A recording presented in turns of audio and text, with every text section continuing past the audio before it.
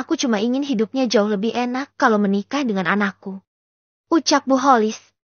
Emang tuh si Mentari belagu banget. Sudah syukur ada laki-laki yang mau menikahi dia, yang statusnya saja belum jelas. Ucap Bude Asih.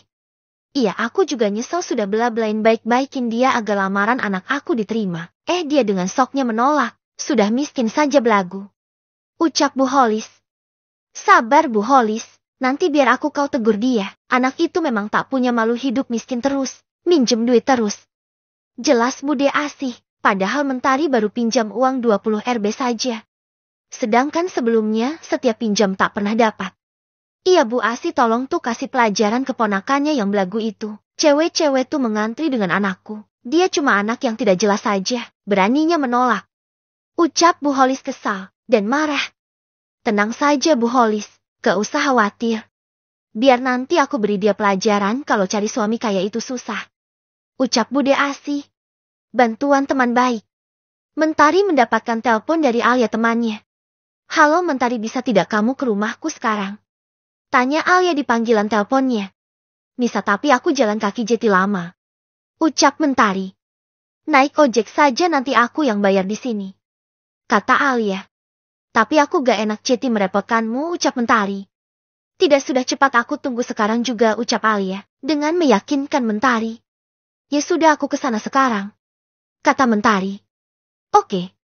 Kemudian Mentari bersiap, dia memakai celana jeans dengan kaos lengan panjang namun press body. Dengan rambut digerai. Mentari wajahnya dominan ke ibunya. Namun kulitnya putih kemerahan seperti ayahnya. Loh, cucu nenek sudah cantik, mau kemana? Tanya Nenek Sumi. Aku mau ke rumah teman nenek. Dia menyuruhku ke rumahnya. Paling 10 menit dari sini. Ucap Mentari. Kamu jalan kaki, nak? Tanya kakek. Tidak kek, nanti naik ojek di depan, kata Alia, nanti dia yang bayar ojeknya. Jelas Mentari. Ya sudah, kamu hati-hati ya nak. Ucap kakek Harun. Iya kek, kalau gitu aku pamit ya. Assalamualaikum. Mentari pamit mencium tangan kakek dan neneknya. Kemudian dia berjalan ke depan lalu naik ojek. Sampai di rumah Alia, benar saja Alia menunggunya di depan. Kemudian dia membayar ojeknya. Terima kasih ya, maaf merepotkanmu. Ucap Mentari. Iya sudah, jangan dibahas lagi. Ayo masuk, aku ada info penting nih buat kamu. Ucap Alia. Mama sama papamu mana kok sepi banget? Tanya Mentari. Mama papaku lagi di luar kota, biasa urusan bisnis. Jawab Alia. Mentari hanya mengangguk saja. Duduk dulu, Bibi buatin minum ya. Ukau Alia. Iya non, jawab Bibi Erem pembantunya Alia. Jeti, kamu di rumah cuma berdua saja? Tanya Mentari.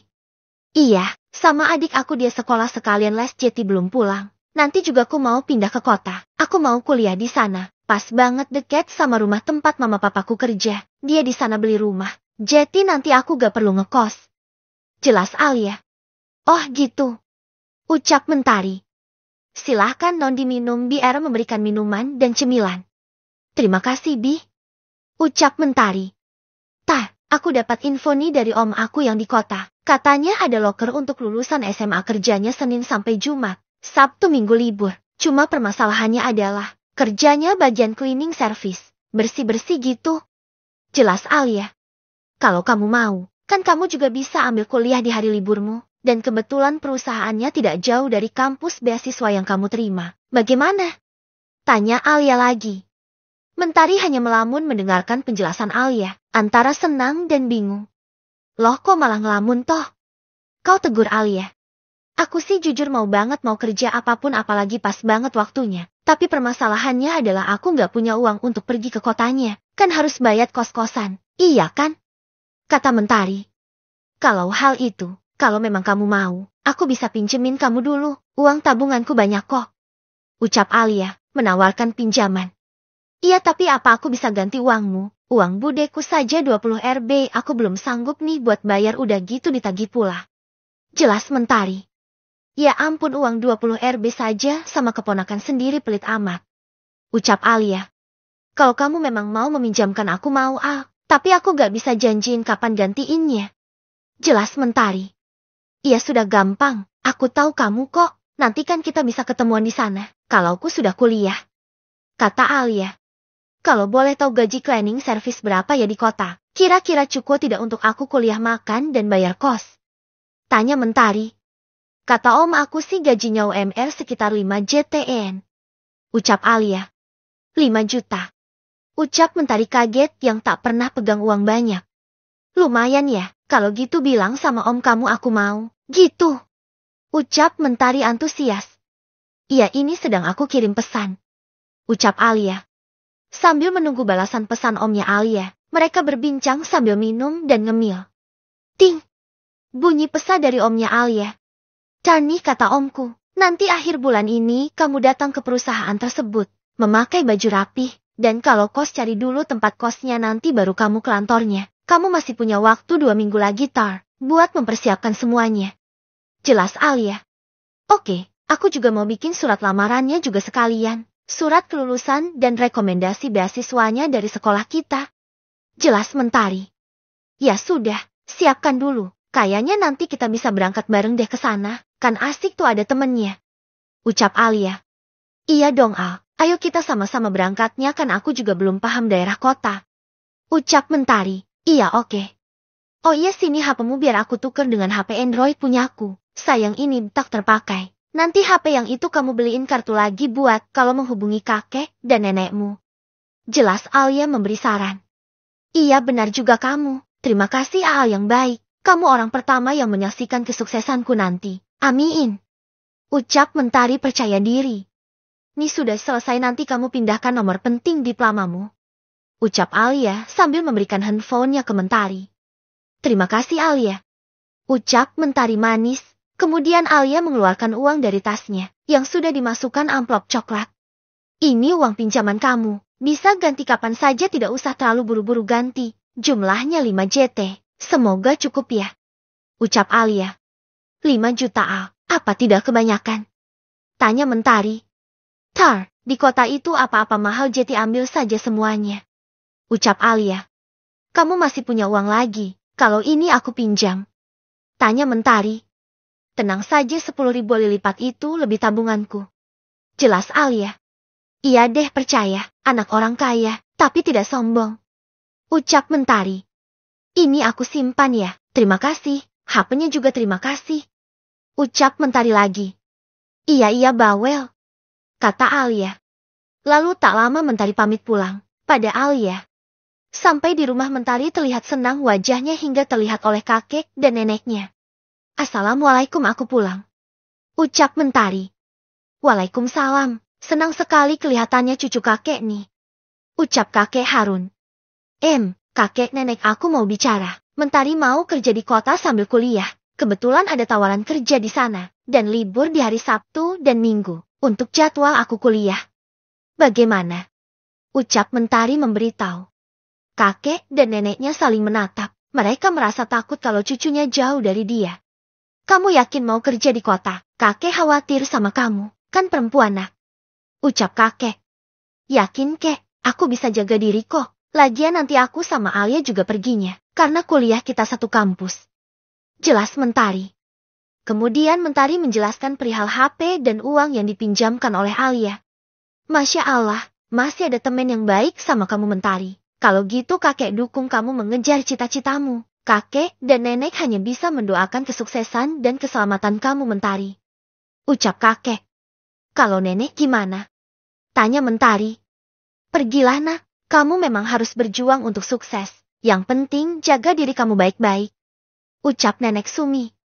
Kemudian Mentari memeluk neneknya terharu. Terima kasih kek, nek, aku janji akan membahagiakan kalian.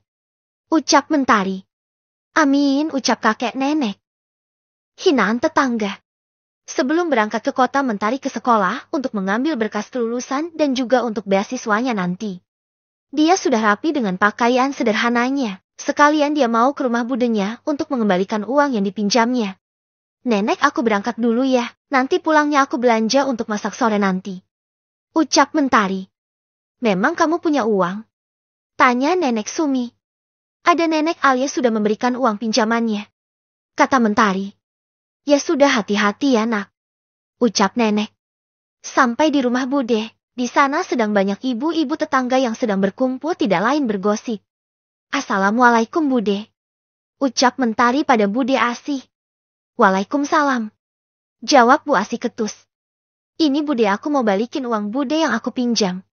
Kata Mentari sambil memberikan uang 50 Rb. Bude Asih langsung merampas uangnya. Memang Mentari ingin mengembalikan uangnya dengan uang 50 Rb. Walaupun utangnya hanya 20 Rb. Heh Mentari, kamu itu nggak tahu diri banget ya. Masa dilamar sama anak Bu Holis kamu nolak sih? Belagu banget. Kamu tuh ngaca harusnya. Ucap kasar tiba-tiba Bu Asih pada Mentari. Aku belum ingin menikah Bude. Lagian Bude tahu dari mana? Tanya Mentari. Dari mana? Bu Holis cerita. Bikin malu saja kamu. Kamu itu miskin, untuk makan saja gak ada uang. Jangan belaga nolak. Ucap Bude Asih memberikan nasihat. Maaf Bude, usiaku saja baru mau 18 tahun. Bulan besok, aku ingin cari uang dulu untuk bantu kakek dan nenek. Ucap Mentari. Kamu dengar ya, nenek sama kakekmu itu memang sudah miskin dari dulu. Biarkan saja, kalau kamu ingin hidup enak ya harusnya jangan menolak Aris. Bodoh sekali kamu tuh. Ucap Bu Asih emosi berapi-api. Iya Tarik, kamu itu harusnya terima kasih masih ada orang kaya yang mau sama kamu. Lihat saja bajumu dekil, lusuh gak ada wanginya jeti gadis. Ucap Bu Marni tetangga sekitar. Mentari hanya bisa menarik nafas dalam-dalam, agar bisa bersabar menerima hinaan mereka. Maaf Bude, aku permisi. Pamit Mentari. Hei, saya belum selesai bicara, dasar anak tidak sopan. Ucap Bu Asih. Ada apa lagi Bude? Mentari berbalik badan. Kamu harus terima lamaran Aris anak Bu Holis, nanti biar saya yang bilang. Ucap Bu Asih seenaknya. Maaf Bude. Aku sudah bilang aku tidak mau menikah dulu. Aku mau cari kerja dulu, terus kuliah hingga selesai. Jelas Mentari. Hahaha, mimpi kamu upik abu. Tawarannya tiba-tiba muncul dari dalam rumah. Mentari menoleh ke arahnya. Dasar wanita halu, makan saja kamu, masih Senin Kamis segala mau kuliah. Bodoh-bodoh. Ucap Rania lagi. Ibu-ibu yang mendengar ucapan Rania ikut tersenyum sinis. Mentertawakan Mentari. Mentari hanya melihat satu persatu wajah tetangganya dan budenya serta Rania sepupunya. Aku akan mewujudkan mimpiku Rania. Setiap orang berhak bermimpi bukan? Jawab Mentari. Mentang-mentang dapat beasiswa kamu pikir semudah itu kuliah? Ucap Burina, ibunya belah teman sekelas Mentari. Aku akan berusaha Burina. Setiap usaha pasti akan ada hasilnya. Jelas Mentari. Terserah kamu saja, kita lihat saja. Bisa tidak upik abu bermimpi jadi ratu? Hahaha. Ucap Rania lagi sambil tertawa. Sayang sekali ya, orang berduit kayak kalian. Mulutnya tidak bisa menyaring yang baik dan tidak. Ucap Mentari yang mulai kesal. Hei, siapa kamu miskin? Bilang kita seperti itu. Haah. Jawab kesal Burina. Alhamdulillah biar aku miskin tapi aku punya etika dalam berkata. Permisi, assalamualaikum. Ucap Mentari kemudian pergi meninggalkan mereka tanpa menoleh lagi. Ya Allah, kenapa mereka mulutnya jahat semua denganku, batin Mentari sambil mengelus dadanya. Lalu Mentari berjalan kaki untuk ke sekolahnya yang kebetulan tidak terlalu jauh. Mentari memang hidup di perkampungan namun sudah lebih modern dekat sekolah. Supermarket juga dekat ke jalan raya, tidak beda jauh dengan kota. Yang membedakan hanya tidak ada gedung tinggi seperti di kota-kota, yang sampai puluhan lantai. Kemudian sampai di sekolah Mentari mengurus semua keperluannya. Setelah selesai pulangnya dia membeli kartu baru untuk handphonenya yang lama. Juga mengurus persyaratan untuk melamar pekerjaan. Untungnya Mentari langsung mengurus KTP saat usianya sudah 17 tahun lebih. Sehingga dia tak ribet lagi. Setelah urusannya selesai, Mentari pun pulang ke rumah kakek neneknya. Tak lupa dia mampir di warung untuk membeli kebutuhan pokoknya. Dari uang yang dia pinjam dari Alia teman baiknya. Permisi Bu. Ucap Mentari di warung sembako dekat rumahnya. Kamu, mau belanja apa mau ngutang? Ucap Bu Lasmi pemilik warung. Aku mau beli kok Bu. Ucap Mentari, sambil melihat kanan kiri banyak orang juga yang sedang belanja dan melihat ke arahnya semua. Beneran mau beli? Jangan ngutang, kalau ngutang aku gak kasih. Pasti kamu bayarnya tar besok lagi, nunggu punya uang. Bosan saya. Jelas Bu Lasmi. Tidak Bu Lasmi, kali ini, Tarik bayar kok. Maaf kalau selama ini Tari suka ngutang di sini, dan bayarnya suka telat.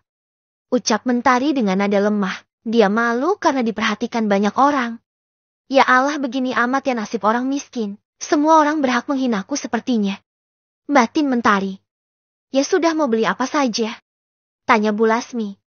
Terigunya 1 kilogram, telurnya 1 kilogram, minyaknya 2 liter, sardennya yang kecil 4.000 alengbu, berasnya 5 kilo, ucap Mentari. Membuat Bu Lasmi tidak yakin Mentari bisa membayarnya belanja sebanyak itu. Biasanya terigu setengah kilo saja dia mengutang.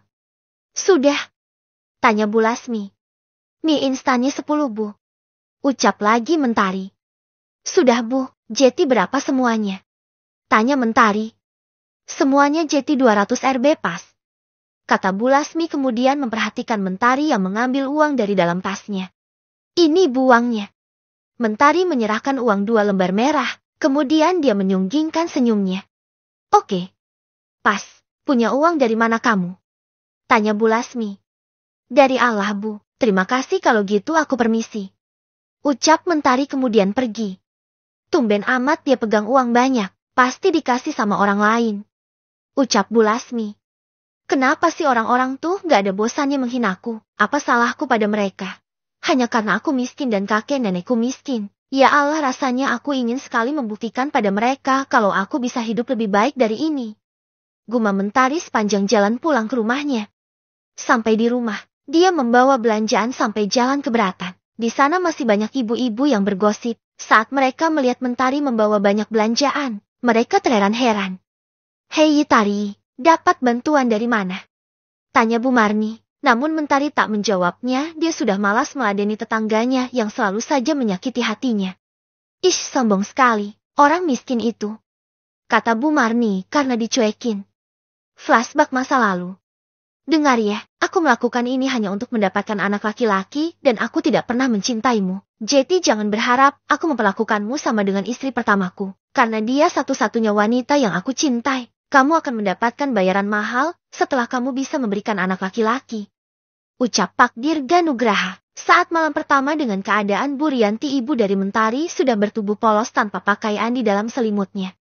Dia menangis terseduh setelah memberikan kenikmatan pada suami sirinya itu.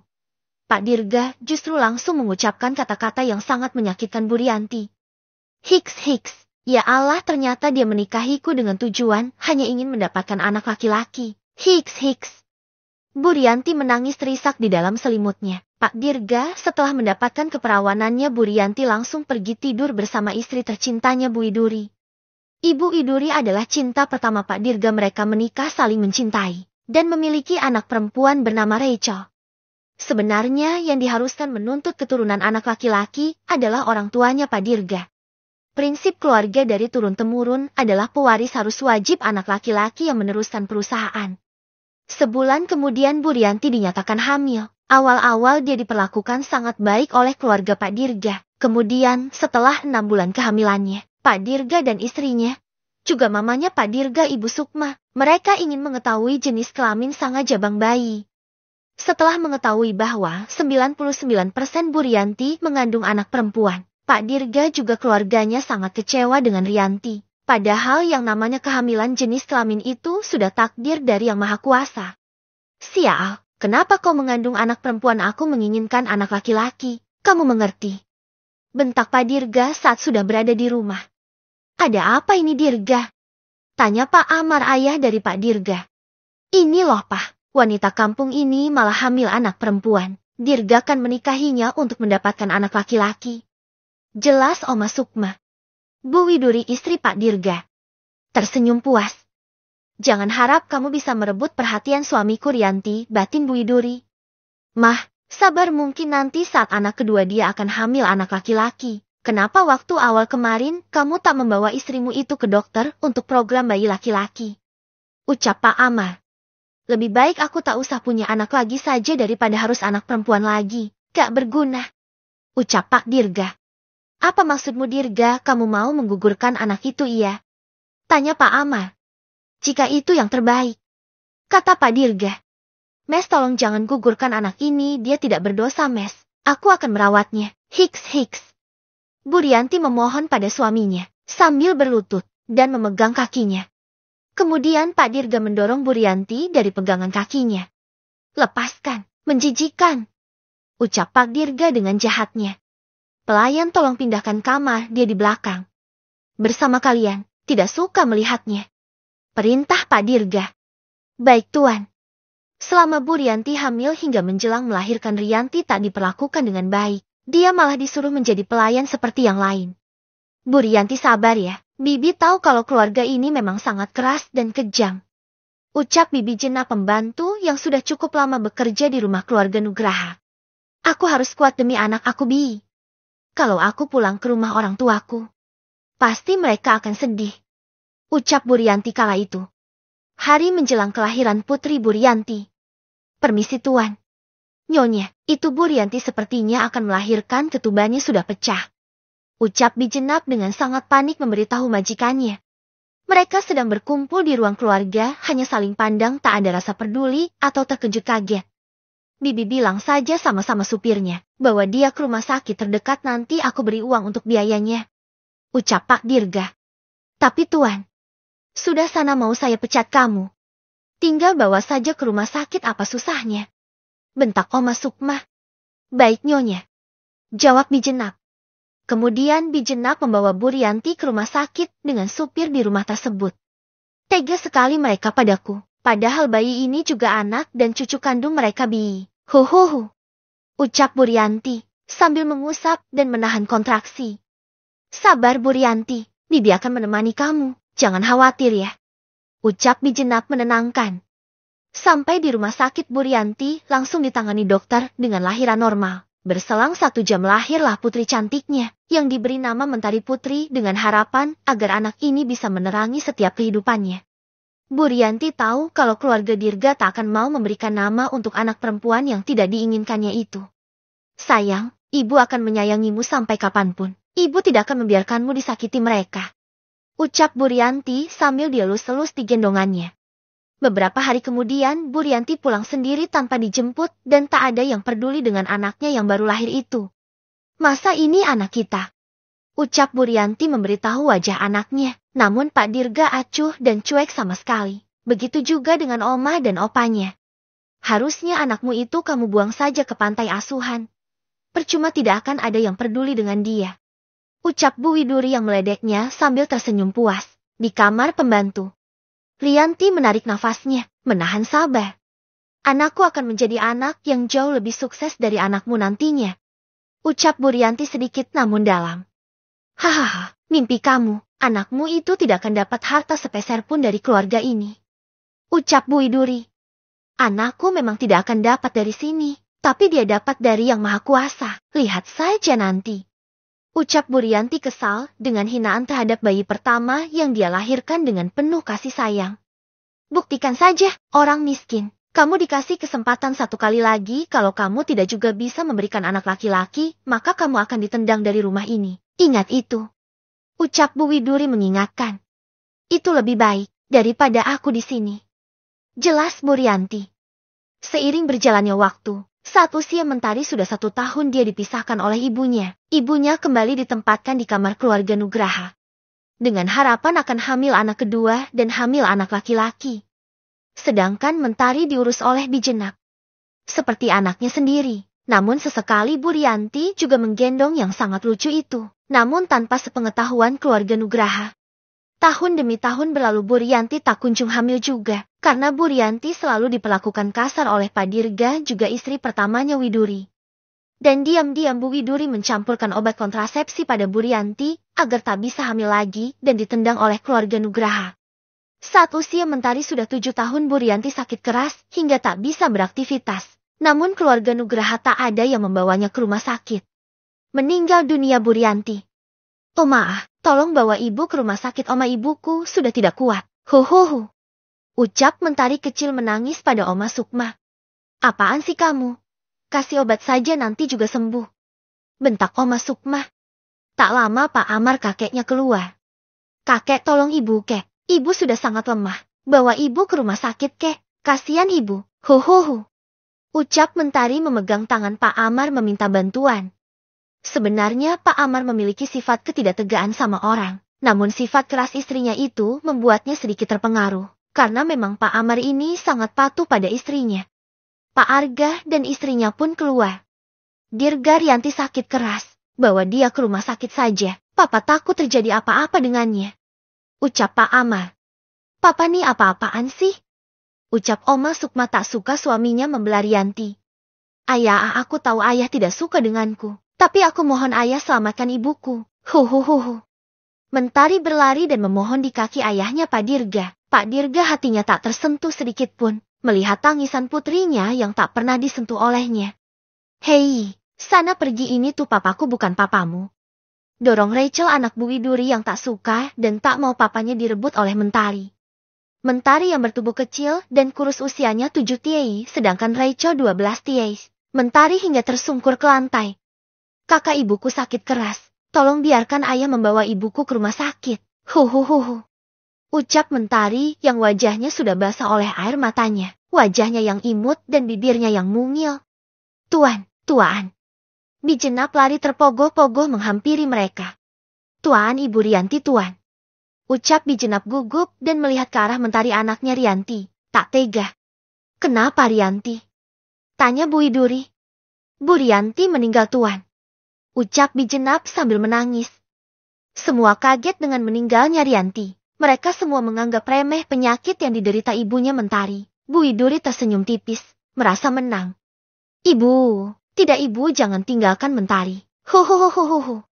Mentari lari ke kamar belakang tempat ibunya terbaring. Ibu, bangun ibu. Jangan tinggalin Mentari, ibu. Mentari terus menggoyangkan badan ibunya agar bangun.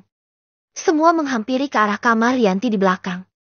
Sayang, sabar ya nak, ibumu sudah tidak sakit lagi. Hiks. Ucap Bijenap juga ikut terisak merasakan kesedihan hati Mentari juga meninggalnya Rianti yang sangat kasihan. Bijenap menyaksikan semua penderitaan Rianti dan Mentari selama di sini. Ibu sudah tidak bisa bangun lagi, Bi. Tangis Mentari memeluk bibi Jenap. Iya nak, tidak apa-apa sayang. Ibu sudah tidak sakit lagi. Sekarang, biarkan ibu pergi ke surga ya nak. Hiks. Ucap Bijenap menenangkan Mentari sambil mengelus dan memeluknya. Kemudian Mentari menatap ayah dan opanya, dengan tatapan kecewa. Ayah jahat sama ibu. Kalau saja ibu dibawa dari kemarin ibu pasti tertolong oleh dokter. Kalian gak peduli dengan ibuku. Kalian gak punya hati. Mentari marah dengan keluarga Nugraha. Namun saat Mentari bicara tak ada yang berani menjawabnya. Ibu, maafkan aku ibu. Kenapa ibu tinggalin Mentari? Mentari kan sayang sama ibu. Katanya ibu akan jagain aku terus sampai aku besar nanti. Mentari polos terus berbicara di depan jasad ibunya. Kemudian keluarga Nugraha mengurus pemakamannya, namun Pak Amar menyuruh ajudannya untuk menjemput orang tua Rianti di kampung, dengan jarak tempuh 2 jam.